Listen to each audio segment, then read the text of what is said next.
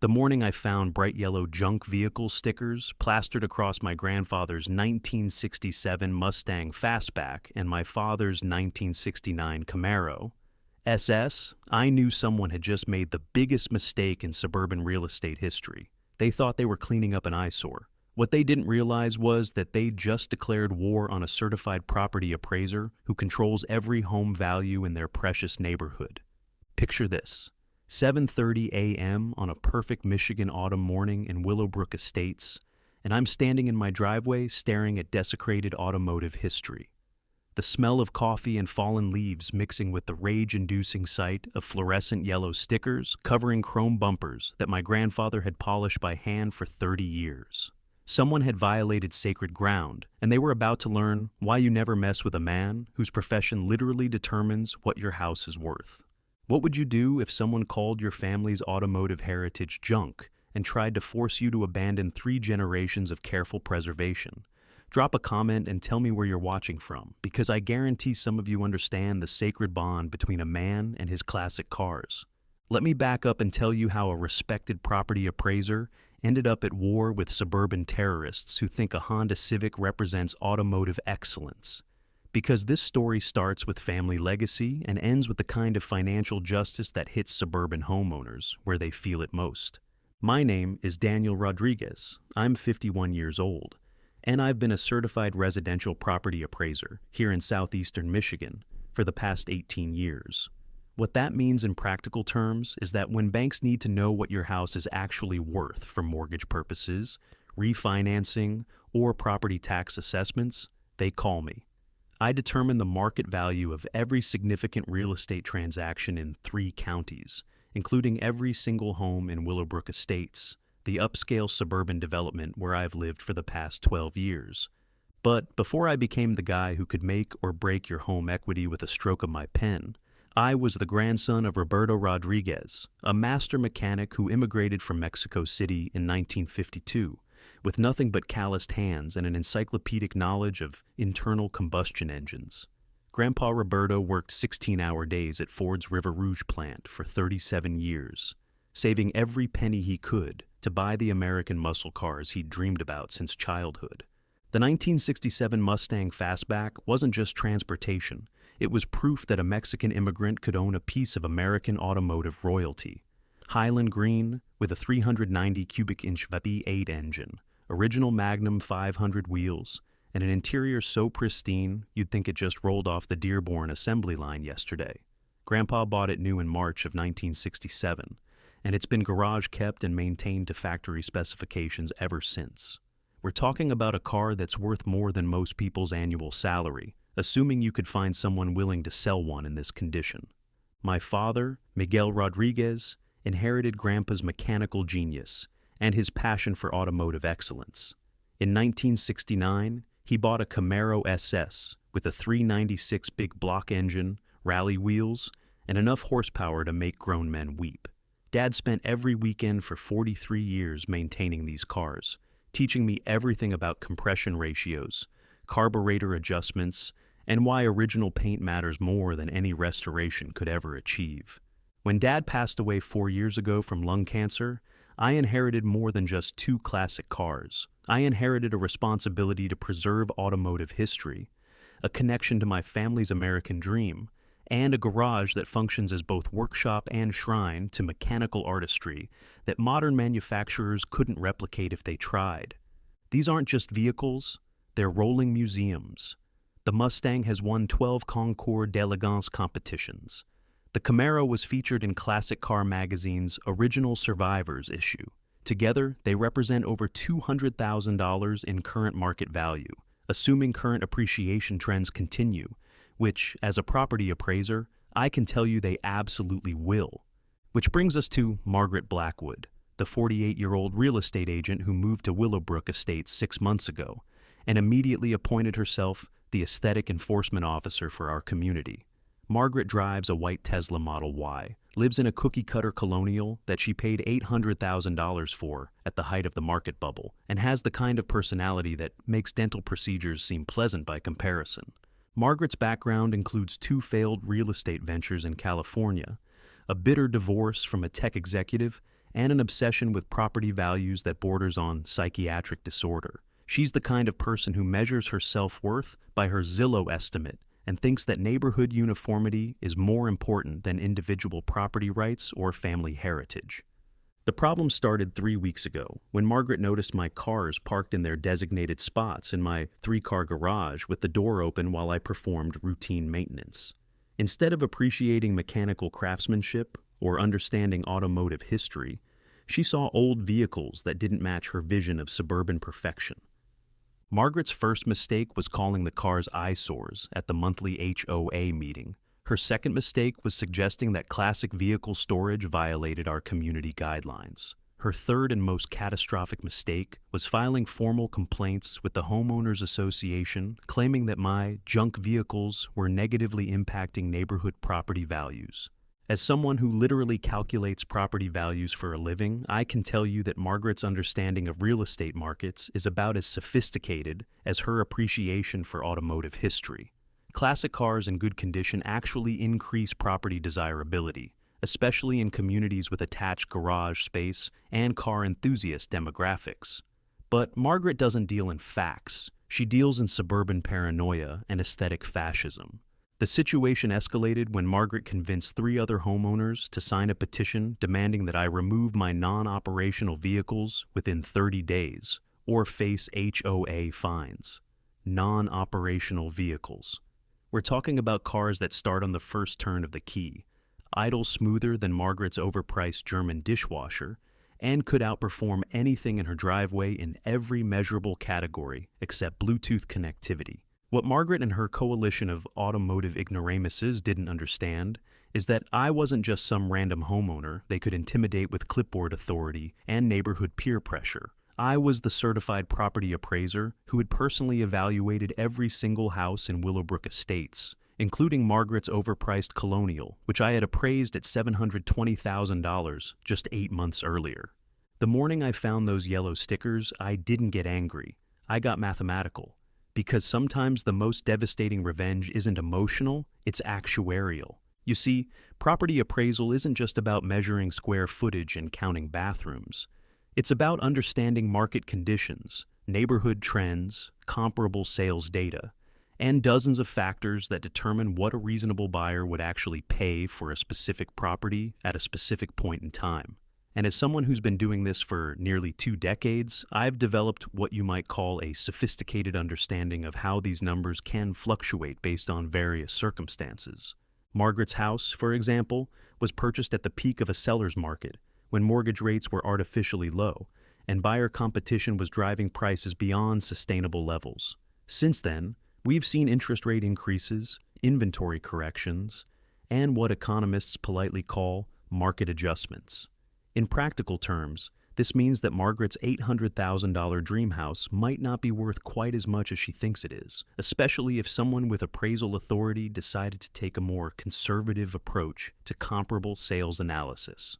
I spent 3 days researching Margaret's property history, mortgage details, and financial situation. What I discovered was both predictable and useful. Margaret had purchased her house with a 5% down payment, meaning she had minimal equity and maximum vulnerability to market fluctuations. Her Tesla was leased, her furniture was financed, and her lifestyle was completely dependent on maintaining her current home value for refinancing purposes. More importantly, Margaret had applied for a home equity line of credit just 2 weeks earlier, which meant she would need a new appraisal within the next 30 days. And guess which certified residential appraiser covers her area of southeastern Michigan? Sometimes the universe provides exactly the tools you need for precise justice. The next morning, I removed those yellow stickers from my cars and took detailed photographs of the adhesive residue they had left on original paint that had been preserved for over 50 years.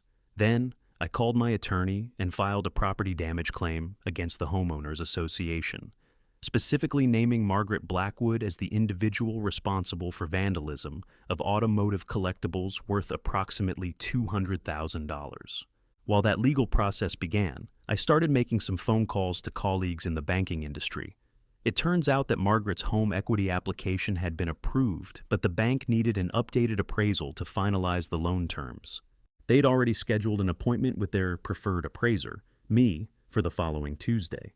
I've never enjoyed a professional assignment more in my entire career.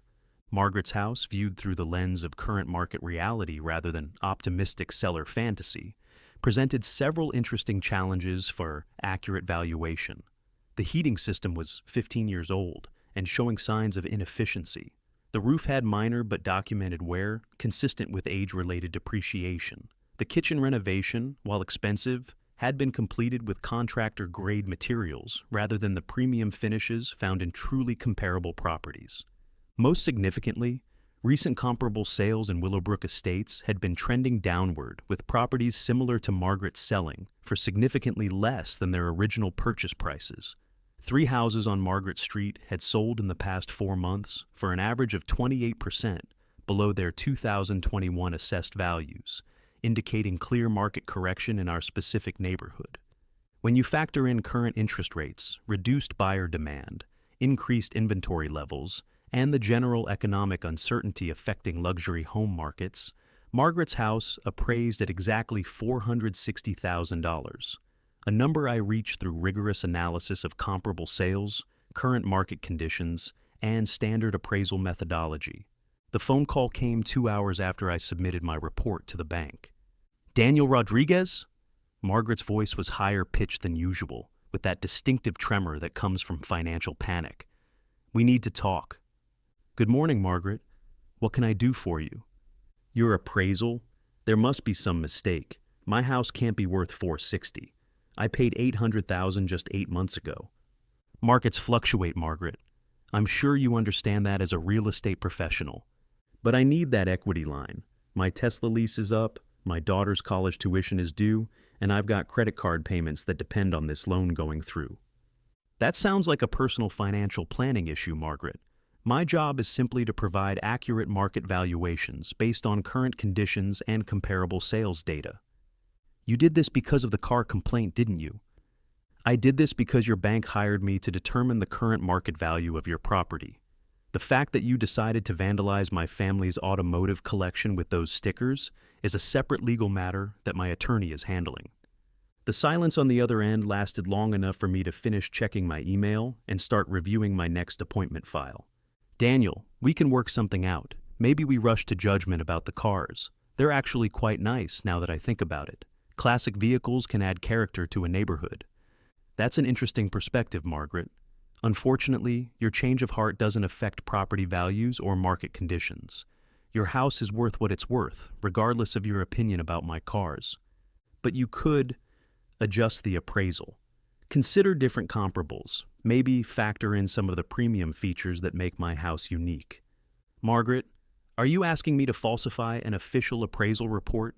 Because that would be mortgage fraud, which is a federal felony punishable by up to 30 years in prison and millions in fines. I'm sure as a real estate agent, you understand the legal implications of appraisal manipulation." Another long silence. "What do you want?" "I want you to stop harassing homeowners about legally parked vehicles on their own property. I want you to publicly apologize for calling classic cars junk and eyesores. And I want you to pay for professional paint restoration to remove the adhesive damage your stickers cause to original factory finishes that can never be truly replaced. And if I do all that, then you'll have learned an important lesson about respecting other people's property and family heritage. Unfortunately, it won't change your house's current market value, but at least you'll have maintained some dignity in the process." But Margaret wasn't finished making mistakes. Instead of accepting defeat gracefully, she decided to escalate the situation in ways that would make her previous errors look like minor miscalculations. 3 days after our phone conversation, Margaret filed a formal complaint with the Michigan Department of Licensing and Regulatory Affairs, claiming that I had engaged in professional misconduct by allowing personal conflicts to influence my appraisal work. She alleged that I had deliberately undervalued her property in retaliation for her legitimate concerns about neighborhood aesthetics. What Margaret didn't understand is that filing false complaints against licensed professionals is itself a serious legal matter, particularly when those complaints can be easily disproven through documentation and professional standards review. I welcomed the investigation. My appraisal report included 37 pages of comparable sales analysis, market trend documentation, and photographic evidence supporting every aspect of my valuation. The state investigators found my methodology not only accurate, but exemplary in its thoroughness and adherence to uniform standards of professional appraisal practice. More importantly, the investigation revealed that Margaret had been making similar complaints against other professionals in the neighborhood, including a licensed contractor who had refused to provide free estimates for work she couldn't afford, and a certified public accountant who had declined to help her manipulate tax assessments. The pattern of frivolous complaints resulted in Margaret facing her own professional sanctions from the Michigan Association of Realtors, including mandatory ethics training and a formal reprimand that would remain on her license record for 5 years. While dealing with Margaret's escalating harassment, I discovered something interesting about her financial situation that explained her desperate behavior.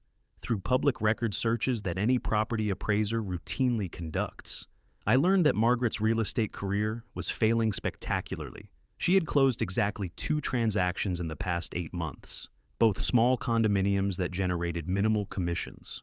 Her Tesla lease payments were 3 months behind.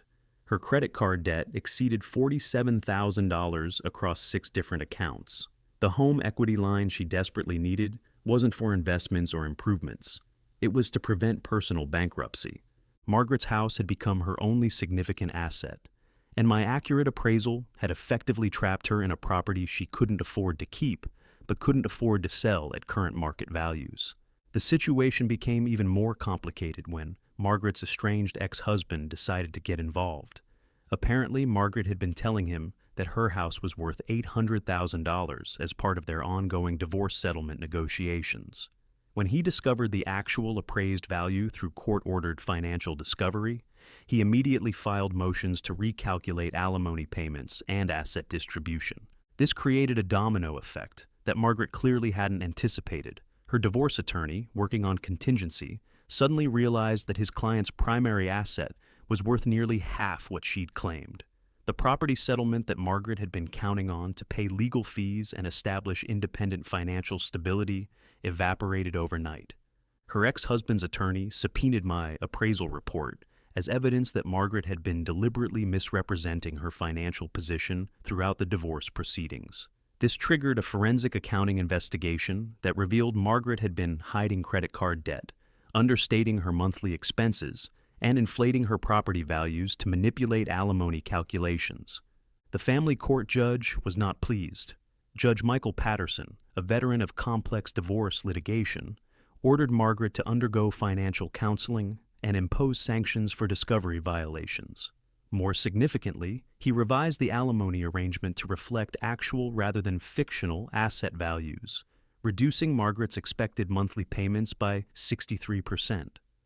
Margaret's financial desperation led to increasingly erratic behavior that went far beyond simple neighbor disputes. She began leaving anonymous notes on my windshield, claiming that my cars were environmental hazards that violated EPA regulations. These weren't casual complaints. She had researched obscure environmental statutes and was citing specific regulatory codes that didn't actually apply to private vehicle ownership. She called the county health department 3 separate times, reporting toxic fumes from automotive maintenance activities, claiming that my garage ventilation was inadequate and that petroleum vapors were contaminating neighboring properties. Each report required official investigation, with environmental specialists arriving with air quality testing equipment to measure emissions that didn't exist.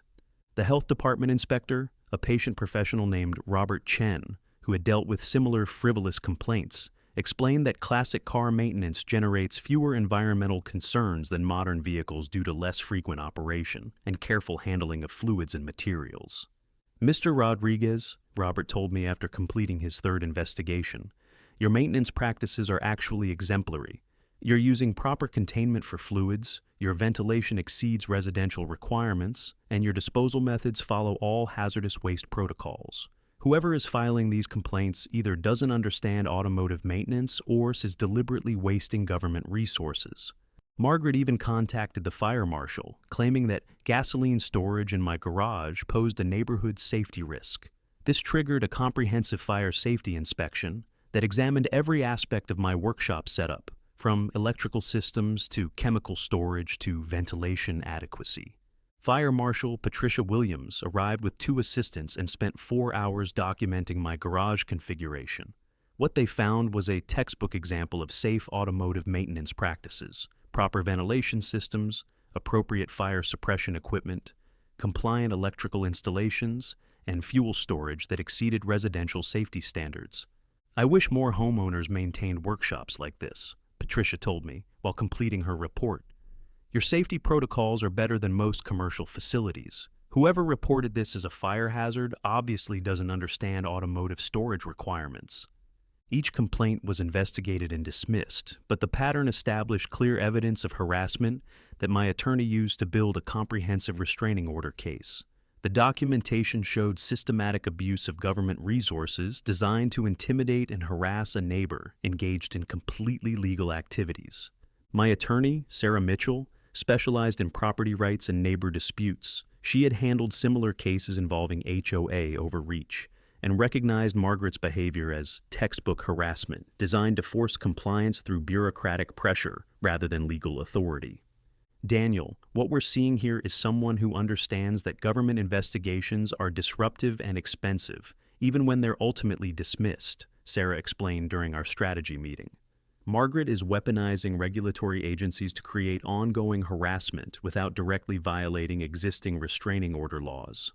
Sarah's investigation revealed that Margaret had been making similar complaints about other neighbors, including a licensed contractor who operated a small woodworking business from his basement, and a retired teacher who maintained a small greenhouse for orchid cultivation. The pattern showed systematic harassment of anyone whose activities didn't match Margaret's narrow definition of acceptable suburban behavior. The breaking point came when Margaret hired a private investigator to photograph my garage activities, hoping to document some violation she could use against me. The investigator, a retired police officer named Frank Morrison, quickly realized he was being paid to stalk a respectable homeowner engaged in completely legal activities. Frank had 32 years of experience in law enforcement, including 15 years in the auto theft division, where he had developed expertise in classic vehicle identification and valuation. When Margaret approached him with claims about suspicious automotive activities and potential illegal modifications, he initially assumed he was investigating a legitimate concern about stolen vehicles or illegal racing activities. What Frank discovered during 3 days of surveillance was completely different from Margaret's description. Instead of finding evidence of criminal behavior, he documented a methodical automotive enthusiast performing routine maintenance on museum-quality classic cars using professional-grade equipment and proper safety protocols. "Mr. Rodriguez," Frank told me when he called to request a meeting, "I've been investigating insurance fraud and domestic disputes for 12 years, since retiring from Detroit PD. This lady is paying me to photograph you changing oil and polishing chrome. She's either delusional about what constitutes illegal activity, or she's deliberately wasting my time and her money on a harassment campaign." Frank called me directly to explain the situation and offer his services in documenting Margaret's harassment campaign. It turned out that Frank was also a classic car enthusiast who appreciated the historical significance of well-preserved muscle cars. His personal collection included a 1968 Dodge Charger RT and a 1970 Plymouth Cuda that he had restored over a 15-year period. During our meeting at a local coffee shop, Frank shared photographs and video footage he had taken while working for Margaret. The documentation showed me performing completely routine maintenance activities, checking fluid levels, cleaning chrome surfaces, starting engines to maintain operational readiness, and organizing tools in clearly labeled storage systems. "What struck me most," Frank explained while reviewing his surveillance notes, "was how methodical and careful you are with everything. Your maintenance procedures are better than most professional restoration shops. Margaret keeps asking me to find evidence of dangerous chemicals and fire hazards, but what I'm seeing is textbook automotive preservation." Frank provided detailed documentation of Margaret's activities that went far beyond legitimate neighbor concerns.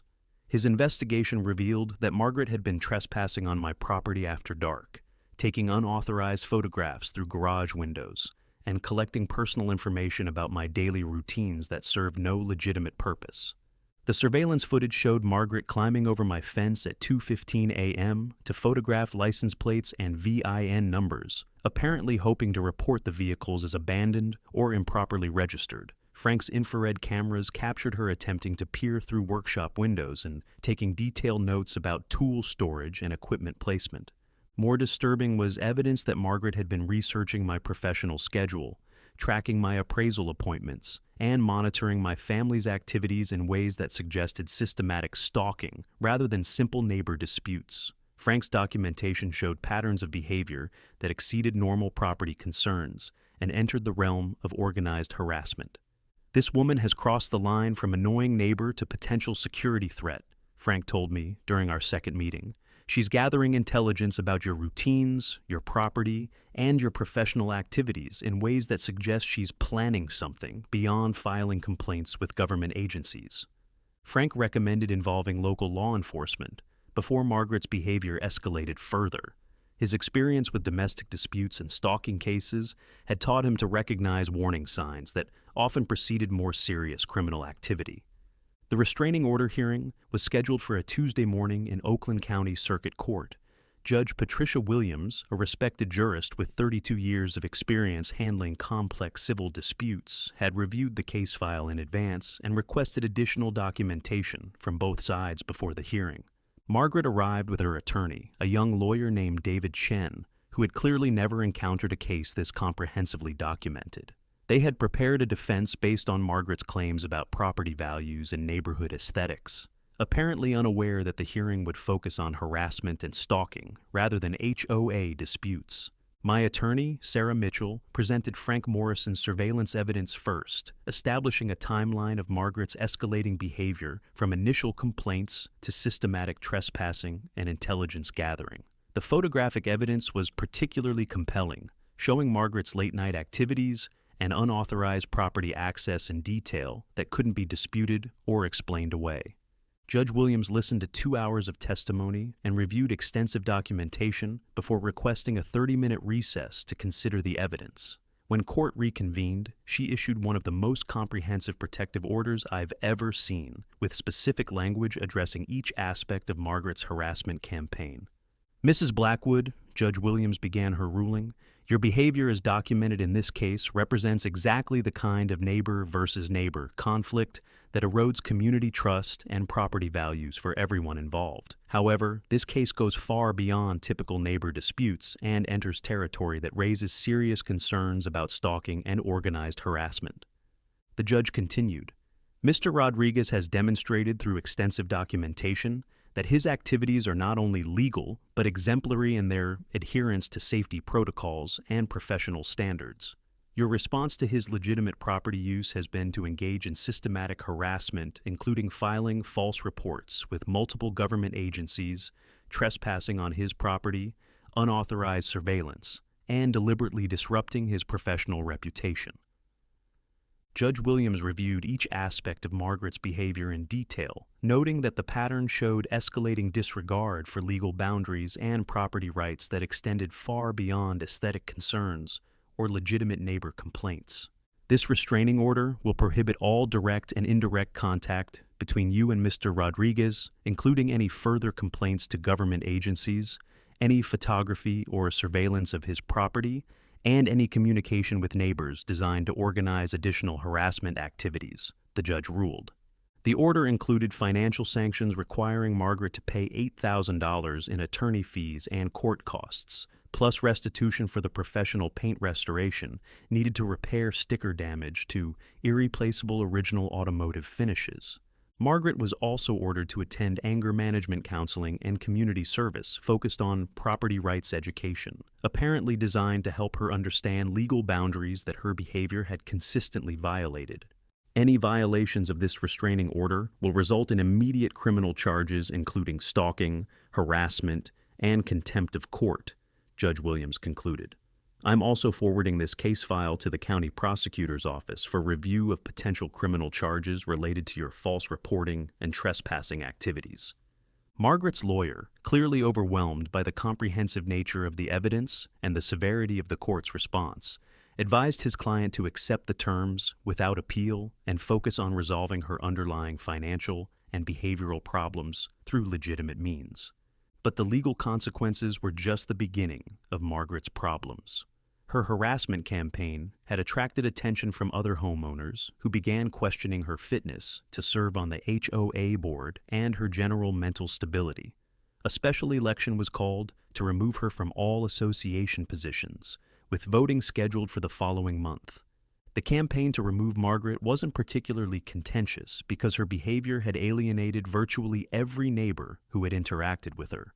Beyond the harassment directed at me, Margaret had filed complaints against the Henderson family for excessive children's noise, demanded that the Millers remove their vegetable garden as inappropriate agricultural activity, and threatened to fine the Johnsons for painting their front door a shade of blue that she considered non-conforming. Her confrontational approach to every aspect of community governance had created an atmosphere of tension and fear that made normal neighborhood interactions difficult. Parents were afraid to let children play outside because Margaret might file complaints about noise or property damage. Homeowners delayed maintenance projects because Margaret might challenge their aesthetic choices or permit compliance. I didn't campaign against Margaret or participate in neighborhood politics, but other residents had grown tired of her authoritarian approach to community governance that treated every personal preference as an enforceable regulation. The election results were decisive. Margaret was removed from the board by a vote of 47-3, with her only supporters being relatives who lived outside the community but owned investment properties in Willowbrook Estates. The vote wasn't close because Margaret's behavior had demonstrated a fundamental misunderstanding of the difference between community standards and personal dictates. Her approach to HOA governance resembled a military occupation more than cooperative community management. With Margaret no longer in a position to influence HOA policies, several other homeowners approached me about displaying their own classic vehicles. It turned out that our neighborhood included a remarkable collection of automotive history that had been hidden in garages to avoid Margaret's criticism and potential retaliation. Tom Henderson, a retired Ford engineer with 43 years of experience in automotive design, owned a pristine 1970 Boss 302 Mustang that he had purchased new as a young employee discount vehicle. The car had been driven exactly 47,000 miles over 54 years and maintained according to original factory specifications throughout its life. Tom had worked on the Boss 302 development team at Ford, contributing to suspension tuning and aerodynamic improvements that made it one of the most successful Trans Am racing platforms in automotive history. His personal vehicle represented not just automotive preservation, but direct connection to American racing heritage and engineering excellence. Sarah Mitchell, a high school mathematics teacher with a passion for mechanical precision, had inherited her father's 1963 Corvette split-window coupe, in one of only 10,594 ever produced during the single-model year when Chevrolet offered the distinctive rear window design. The car had been garage-kept for 60 years and maintained by the same family mechanic throughout its existence. Sarah's father had been a mechanical engineer at General Motors who understood the historical significance of the split-window design and the engineering challenges that led to its discontinuation after 1 year. The vehicle represented both family heritage and automotive history that couldn't be replaced or replicated. Mike Sullivan, a small business owner who operated a precision machining company, had spent 15 years restoring a 1969 Dodge Charger RT that looked like it had just rolled off the Chrysler assembly line in Detroit. His restoration had been featured in Mopar magazine as an example of how modern machining technology could reproduce original equipment specifications with unprecedented accuracy. Mike's professional expertise in precision manufacturing allowed him to fabricate replacement parts that exceeded original factory tolerances, demonstrating how contemporary technology could enhance rather than compromise historical automotive preservation. His Charger represented the intersection of traditional craftsmanship and modern precision manufacturing. We organized an informal classic car show in the community center parking lot, inviting residents to display their vehicles and share automotive history with neighbors who had never seen these mechanical treasures up close. The planning process revealed additional hidden collections throughout Willowbrook Estates. Jennifer Park, a pediatric nurse, had maintained her grandfather's 1957 Chevrolet Bel Air convertible in factory original condition for 23 years since inheriting it from her family estate. The car represented her grandfather's American dream achievement after immigrating from Korea in the 1940s and working as an automotive assembly line supervisor for 31 years. Robert Williams, a recently retired high school principal, owned a matching numbers 1968 Shelby GT 500 KR that he had purchased as a graduation gift to himself after completing his education doctorate. The car had been his weekend driver for 47 years and represented the intersection of professional achievement and automotive passion that defined his approach to both teaching and car collecting. The event attracted over 200 people, including families from surrounding neighborhoods who wanted to educate their children about American automotive heritage and meet the people who had preserved these mechanical artifacts for future generations. Local media covered the show, with the Detroit Free Press running a comprehensive feature story about suburban communities preserving classic car culture, despite pressure from homeowner associations focused on aesthetic uniformity. The article interviewed several participants and examined the broader cultural significance of automotive preservation in Michigan, the state that had given birth to the American automobile industry.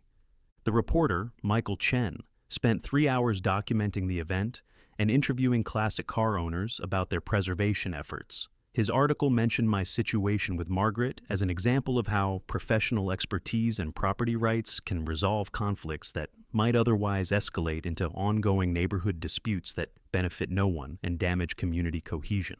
What impressed me most, Chen wrote in his article, was how these automotive enthusiasts had created an educational opportunity that bridges generations and preserves industrial history that might otherwise be lost to suburban conformity pressures.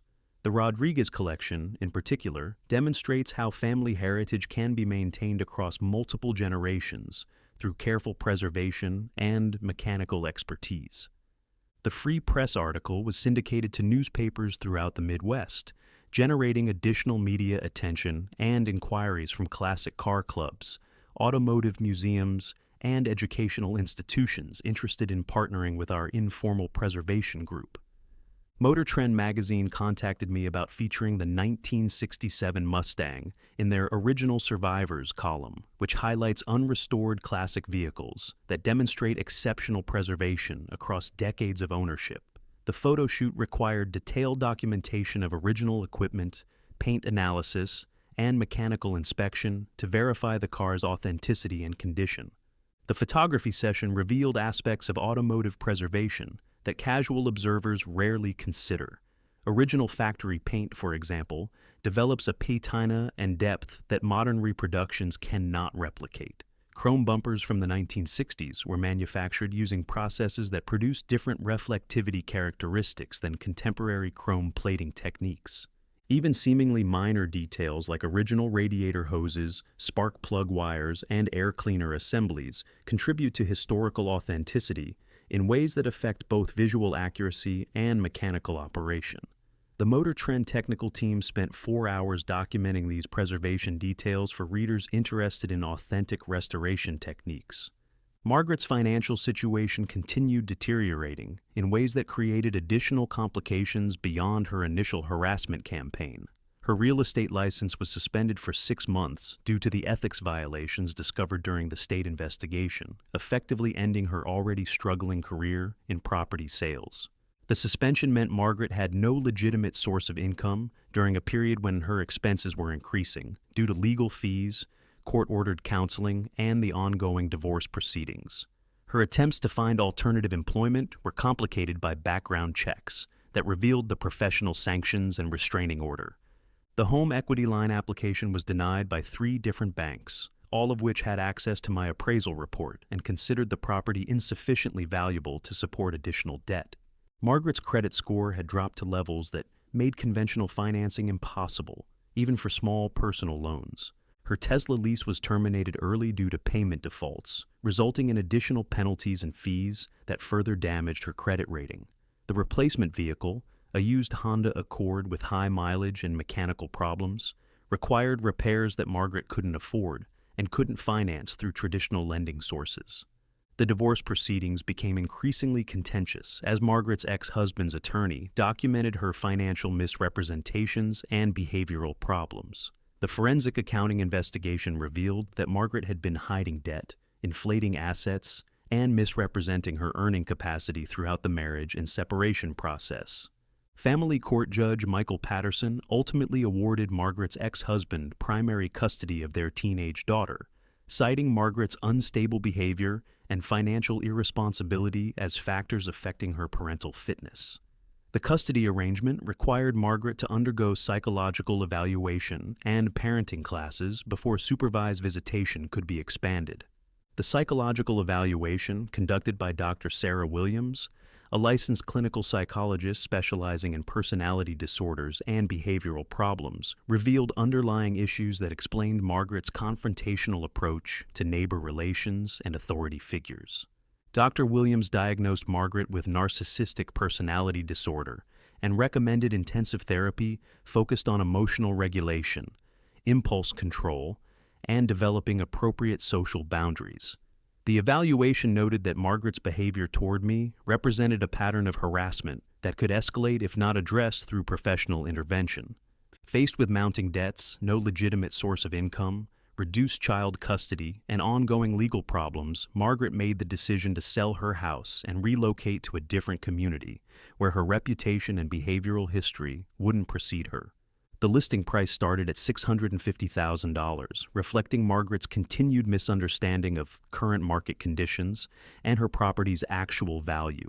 Real estate agents familiar with recent comparable sales advised her to start at a more realistic price point, but Margaret refused to accept market feedback that contradicted her personal preferences.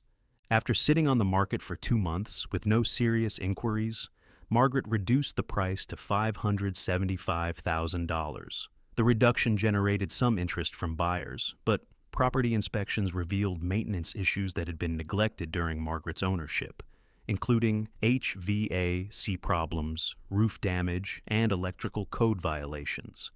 A second price reduction to $520,000 brought additional buyer interest, but financing complications arose when lenders requested updated appraisals that confirmed my original valuation. Margaret's asking price remained above market value even after 2 reductions, creating a gap between seller expectations and buyer reality. The final sale price of $440,000 came after the house had been on the market for 7 months, during which time Margaret's carrying costs had increased her total debt by nearly $30,000. The sale proceeds, after paying off the existing mortgage, real estate commissions, and accumulated fees, left Margaret with approximately $15,000 to relocate and restart her life. The buyers were a young couple with 2 children who appreciated living in a neighborhood where classic car enthusiasts maintained their vehicles to museum standards, and where property rights were respected by both residents and HOA governance. They specifically mentioned the automotive heritage and community character as factors that attracted them to Willowbrook Estates. David and Jennifer Park, both teachers at local public schools, understood the educational value of preserving automotive history and were excited about their children growing up in a community where they could learn about mechanical engineering, industrial design, and American manufacturing heritage through hands-on exposure to classic vehicles. The Parks attended their first classic car show within 3 weeks of moving in, bringing their 8-year-old son, Michael, and 5-year-old daughter, Lisa, to meet neighbors and learn about automotive preservation. Michael was particularly fascinated by the mechanical complexity of carbureted engines and manual transmissions that required driver skill rather than computer control.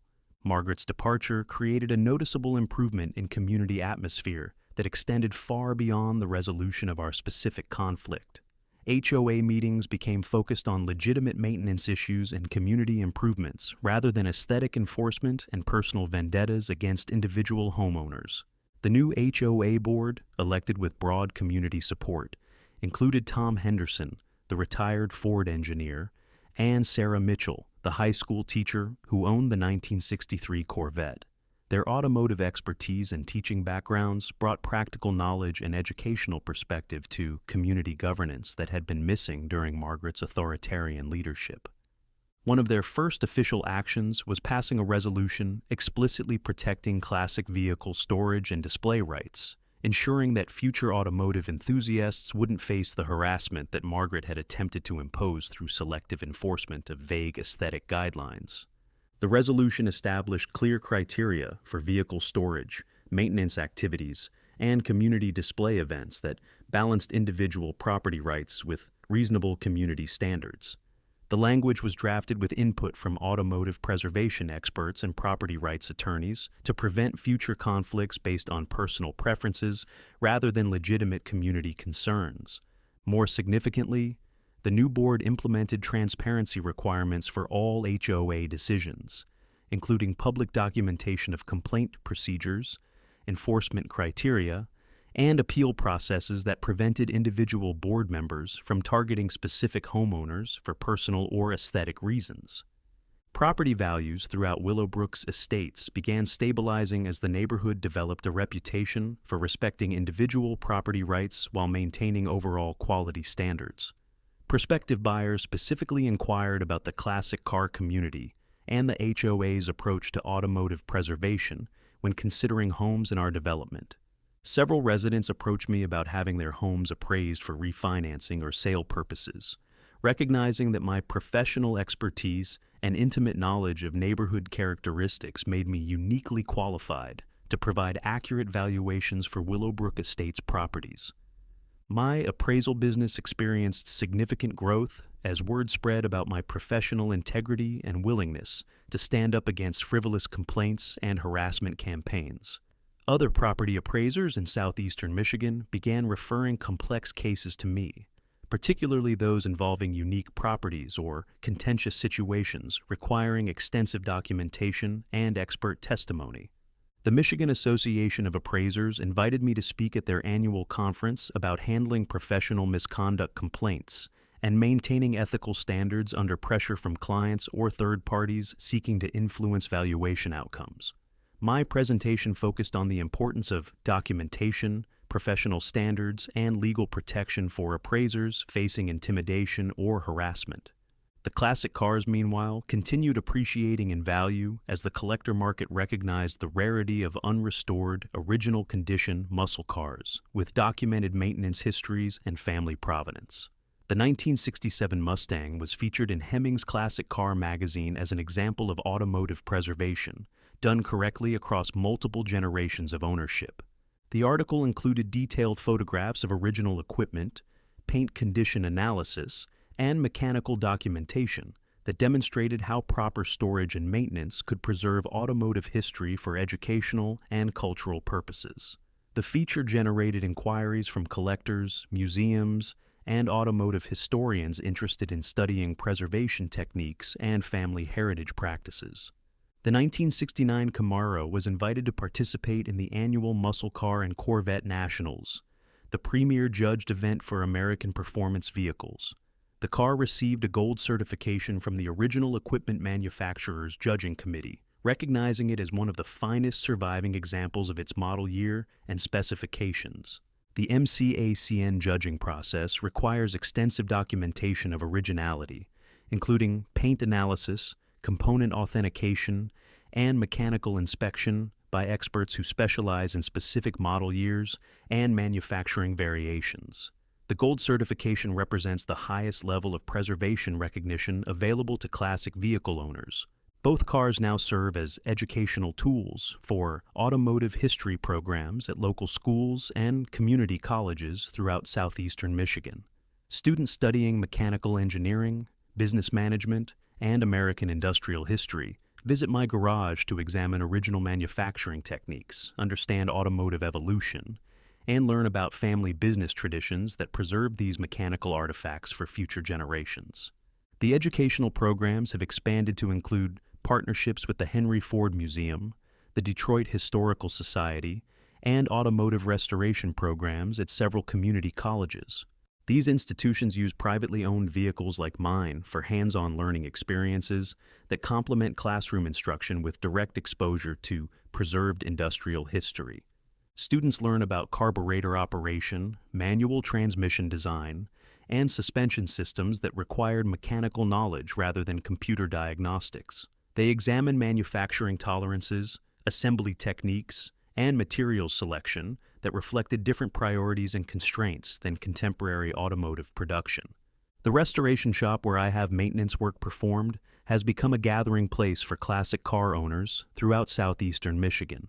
Weekend coffee meetings include retired automotive engineers, professional restorers, and enthusiasts who share technical knowledge and preservation techniques that keep these vehicles operational and historically accurate. These informal gatherings have evolved into structured educational workshops where experienced restorers teach younger enthusiasts about metalworking, upholstery, electrical systems, and engine rebuilding using traditional techniques and original specifications. The knowledge transfer ensures that preservation skills won't be lost as older generations of automotive experts retire.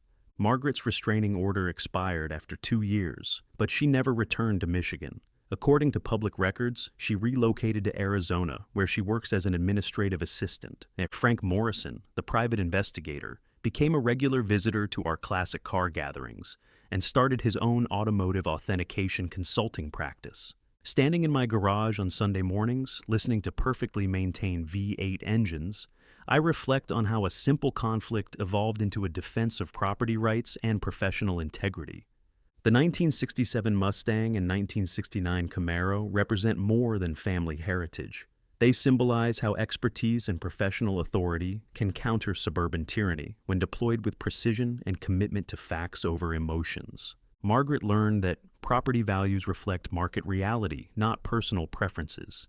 She discovered that attacking someone's professional competence requires more than aesthetic complaints, and that licensed professionals operate within frameworks designed to prevent manipulation through intimidation. The classic car shows continue every few months. Children now recognize original equipment versus modifications. Parents have developed appreciation for mechanical engineering that required craftsmanship rather than computer automation. Neighbors discovered that authentic preservation enhances neighborhood character better than generic landscaping. What's your experience with neighborhood conflicts involving professional authority or suburban enforcement? Drop a comment below, because these stories help people recognize when clipboard authority oversteps legitimate boundaries.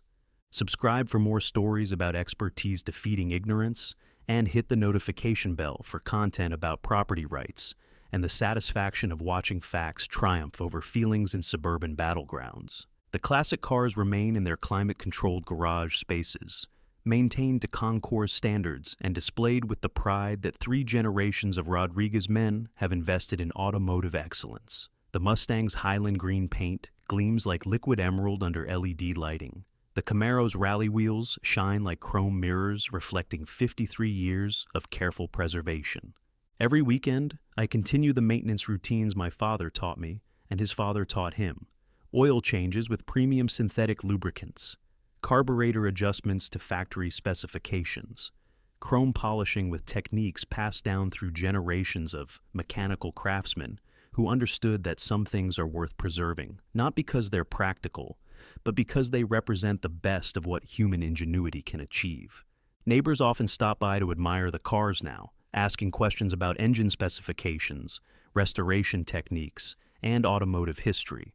Children bring their parents to see real muscle cars and learn about American manufacturing heritage. Margaret drives past quickly in her Honda Accord, usually while talking on her phone about real estate listings and market conditions she still doesn't fully understand. The 1967 Mustang recently won first place at the Detroit Autorama, judged by experts who recognize the extraordinary rarity of an unrestored survivor in museum-quality condition. The 1969 Camaro was invited to the Woodward Dream Cruise, where it represented automotive excellence alongside vehicles from the most prestigious private collections in the Midwest. More importantly, both cars continue to represent family legacy, immigrant success, and the American dream, preserved in steel, chrome, and mechanical precision that modern manufacturers have forgotten how to achieve. Standing in my garage on Sunday mornings, listening to perfectly tuned V8 engines idle with the smooth rhythm that only comes from mechanical perfection, I'm reminded that some battles are worth fighting, not because you enjoy conflict, but because certain things deserve protection from people who mistake ignorance for aesthetic judgment.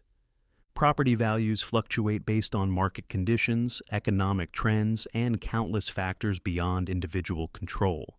But family heritage, mechanical craftsmanship, and the satisfaction of preserving automotive history for future generations, those values remain constant regardless of what Margaret Blackwood or anyone else thinks about classic cars in suburban driveways. The adhesive residue from those yellow stickers has been completely removed through professional restoration techniques, leaving original paint surfaces unmarked and pristine. The legal settlement included provisions for continued classic vehicle storage and display rights, establishing precedent for automotive collection protection in homeowner association communities. Margaret learned that property appraisal is both art and science, influenced by market knowledge, professional expertise, and rigorous analysis of factors that casual observers rarely consider. She also learned that attacking someone's family legacy can have consequences that extend far beyond neighborhood aesthetics and into the realm of financial reality. Most importantly, she learned that some people's passion projects are protected by professional authority, legal precedent, and the kind of specialized knowledge that takes decades to develop and moments to deploy effectively. What's your worst HOA horror story involving family collections, professional authority, or suburban aesthetic tyranny? Drop it in the comments below and tell me what state you're watching from, because I guarantee there are people fighting similar battles against clipboard-wielding neighborhood dictators who think conformity is more important than individual property rights. Hit that subscribe button if you love seeing expertise triumph over ignorance, and ring the notification bell for more stories about ordinary people who possess extraordinary professional authority when suburban bullies pick the wrong target.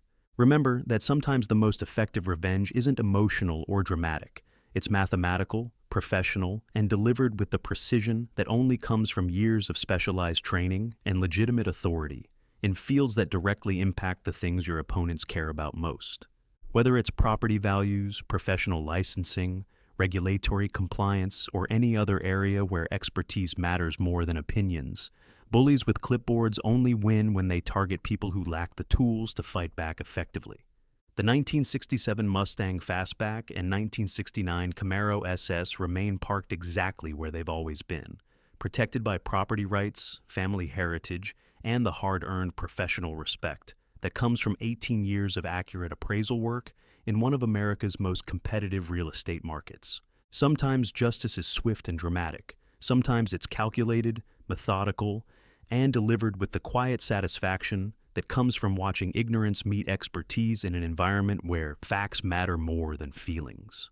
Margaret Blackwood learned the difference, and her Honda Accord serves as a daily reminder that aesthetic preferences and professional authority don't always align in suburban neighborhoods where property values depend on the very expertise she chose to challenge.